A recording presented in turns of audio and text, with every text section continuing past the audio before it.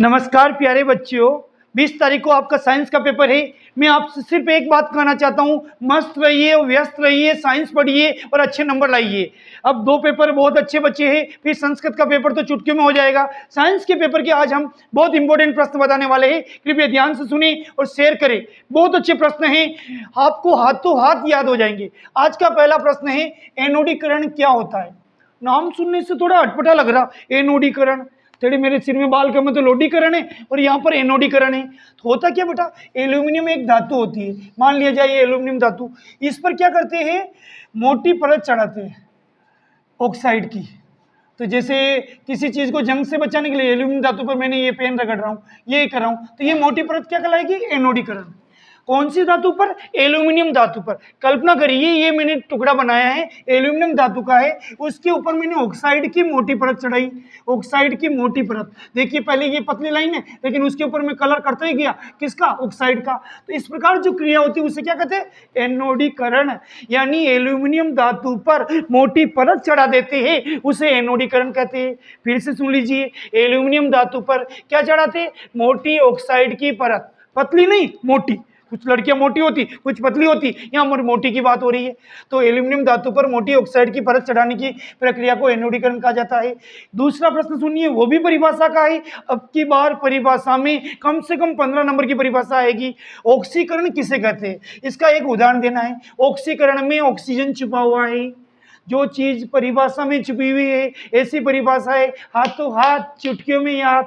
यानी ऐसी क्रिया जिसमें ऑक्सीजन का क्या होता है, संयोग होता है, ऑक्सीजन जुड़ती है, ऑक्सीजन की वृद्धि होती है, तो फिर कमी किसकी होती है, हाइड्रोजन की। जैसे जैसे इंसान की उम्र बड़ी होती है, उसकी जीने की कमी हो जाती है।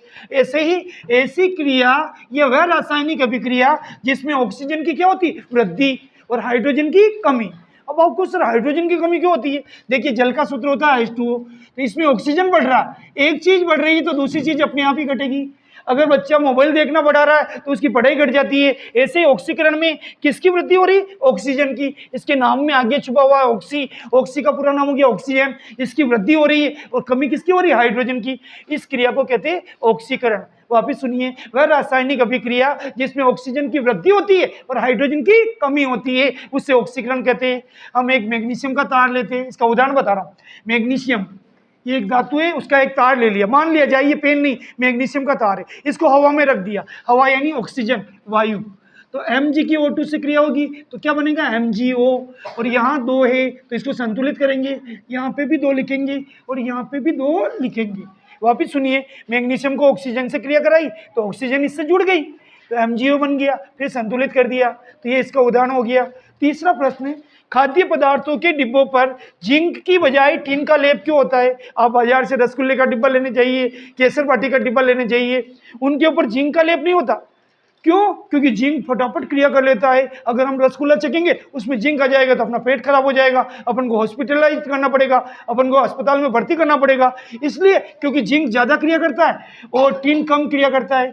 तो जिंक ज्यादा क्रिया करता है तो उसको कहा, भाई साहब आप अपने घर ही रहिए, आप हमारे किसी पदार्थ के डिब्बे पर मत चढ़िए। उसकी किसका लेप होता है, टिन का।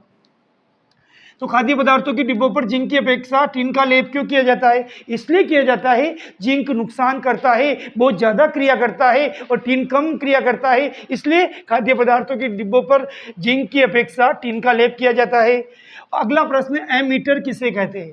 नाम सुनिए, एमीटर किसे कहते हैं? परिपथ में प्रवाहित विद्युत धारा मापने के यंत्र को। मान लिया जाए ये परिपथ है, इसमें जो करंट आ रहा है, विद्युत धारा आ रही है, उसको मापेंगे किससे, एमीटर से। ये परिपथ है साहब, इसमें विद्युत धारा बह रही है, करंट बह रहा है, उसको मापने के यंत्र को एमीटर कहते हैं। फिर से सुन लीजिए, परिपथ में प्रवाहित धारा मापने के यंत्र को, विद्युत धारा मापने के यंत्र को क्या कहते हैं, एमीटर। इसका ठीक उल्टा वोल्टमीटर। तो इसमें धारा मापी जा रही तो इसमें विभवांतर मापा जाएगा। इसके नाम से स्पष्ट है, वैसे वोल्टमीटर और वैसे विभवांतर। परिपथ में प्रवाहित विभवांतर मापने के यंत्र को वोल्टमीटर कहते हैं। परिपथ में प्रवाहित विभवांतर मापने के यंत्र को वोल्टमीटर कहा जाता है। आज की वीडियो में हमने टॉप मोस्ट 5 परिभाषाएं ली है। कृपया इनको लाइक करें, शेयर करें और कमेंट करें। धन्यवाद।